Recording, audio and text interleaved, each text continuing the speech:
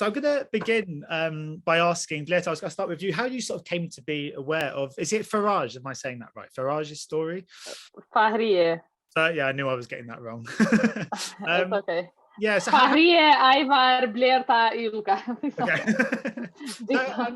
I know how to say Ivar, I've eaten enough of it in my time, but how did you come to be aware of her story? Because it's an incredible story of resilience and courage.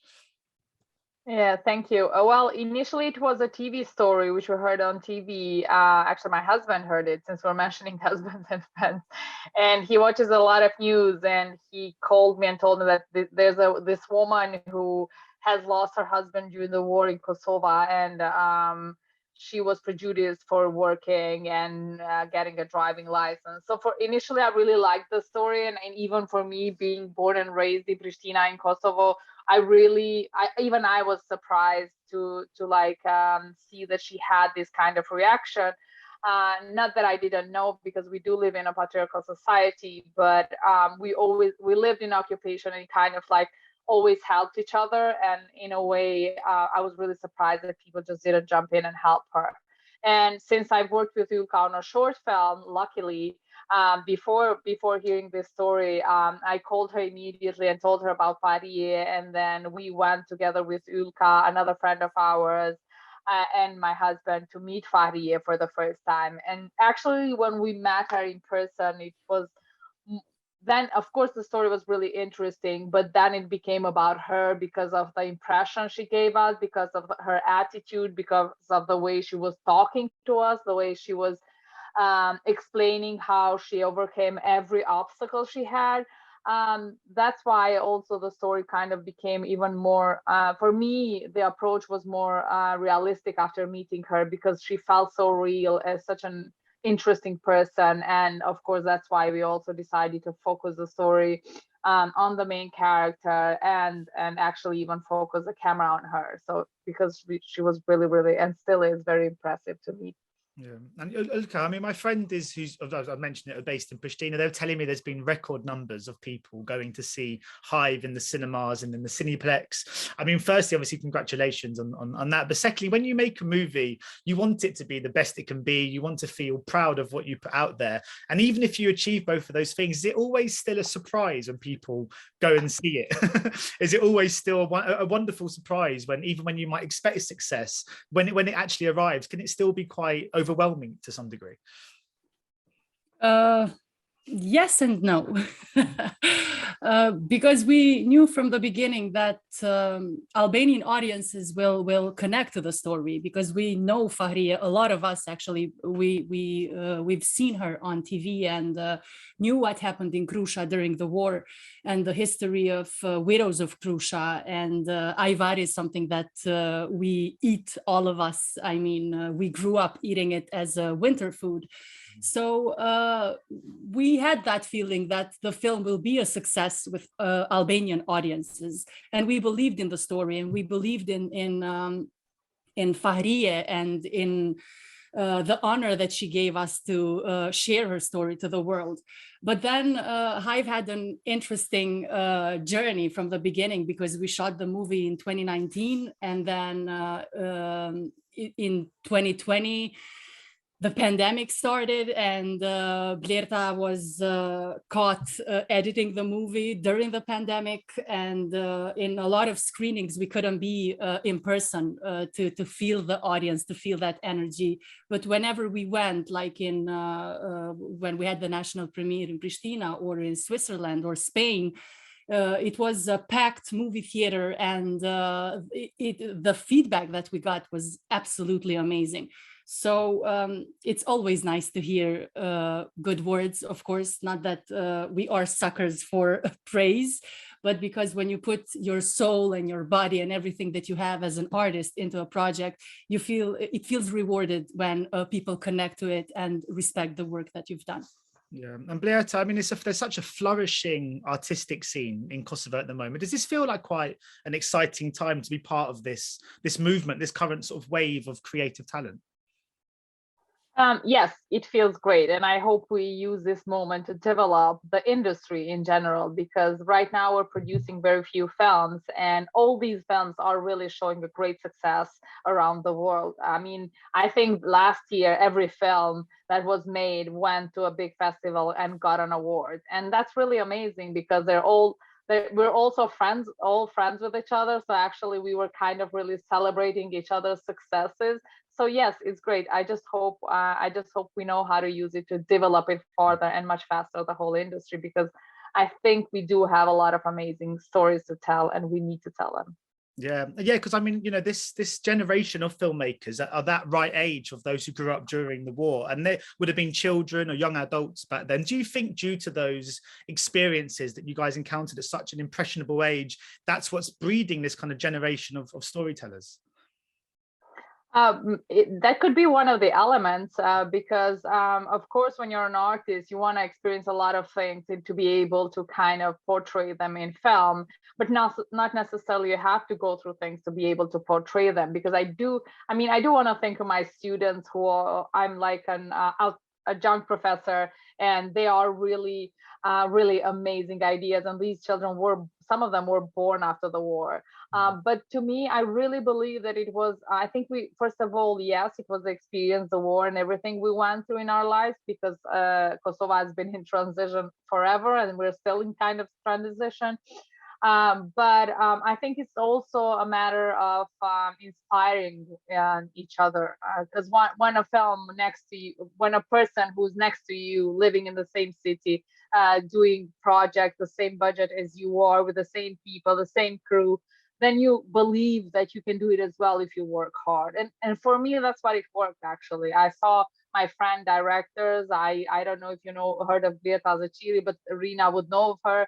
I mean, she really inspired me, and she's like maybe 2 or 3 years older than me, and she made a film with very little money, and she went all over the world through in different festivals. So for me, that was really inspiring to see, and I was like, if she could do it, I should be able to do it as well if I work hard enough. And then I think just people are really being honest with their work, first of all, and then being inspired by one another. Yeah, because I mean, Yllka, I mean, it's not just this wave of talent and the people that are inspiring each other. There's so many women that are behind this. You look at Hive, you look at Antonetta Kashtarti, Zana, and Vera, Dreams of the Sea. These are stories told by women about women. And you think about the story of Hive, and which is, it's inconceivable to think, watching this, that 20, 30 years later, we've had such a brilliant amount of female storytellers behind the lens. But do you think it's because of people like Fahrije? Have I said that right? Have I got that wrong? Fahrije. Yeah, Fahrije. Do you think it's because of people like her, that brave, determined women that you would have been around in your youth, your mothers, your grandmothers, that's helped lead you to where you are today? Definitely. I think women in general are amazing, and it's not that I'm a crazy feminist, but I do love women, and I'm proud to be a woman, and of course guys as well. And we had some really amazing men behind this project who worked so hard and made everything easier. But I've always said, I grew up with 3 older sisters and my mom, and I only have one brother. But my father was a feminist without even knowing that he's a feminist, So I grew up being inspired and empowered by women. And I always believed and deeply believe that when women love each other and support each other, miracles happen.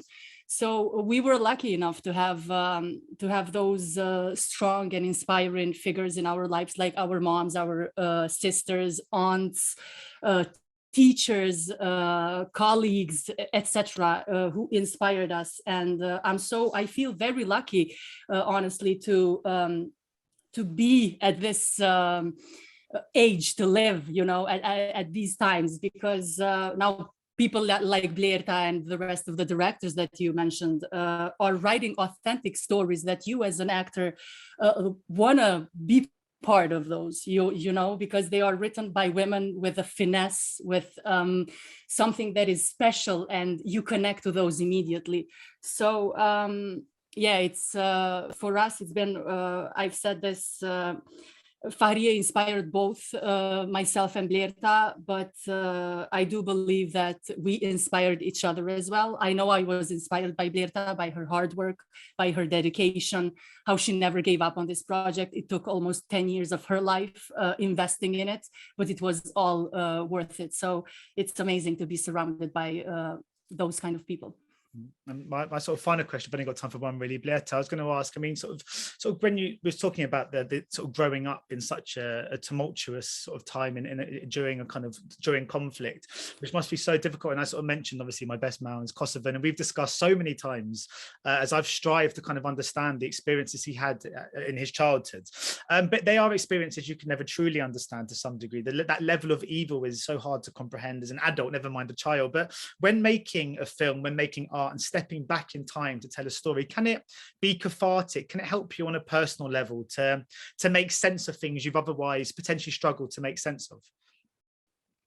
Oh yeah, definitely, because you know, I've known Yllka and we worked with Yllka, for example, before, and she's my friend. But when we were talking about, let's say, Fahrije's character, we were of course rehearsing, and Yllka is very experienced actress and really good to work with. I knew she's gonna say the lines and be prepared, whatever she needs to do, and we did rehearsal. But it was a lot of like talking and brainstorming how we felt. We both were teenagers during the war, and we really wanted to recall that and understand how did we feel. She told me what happened to her during the war and how she left Pristina, and I told her how I left Pristina, and we both had really, unfortunately, sad stories to tell, but in a way it was a little bit about talking about our feelings and how we felt about that part, so that we better understand how Fahrije must have felt.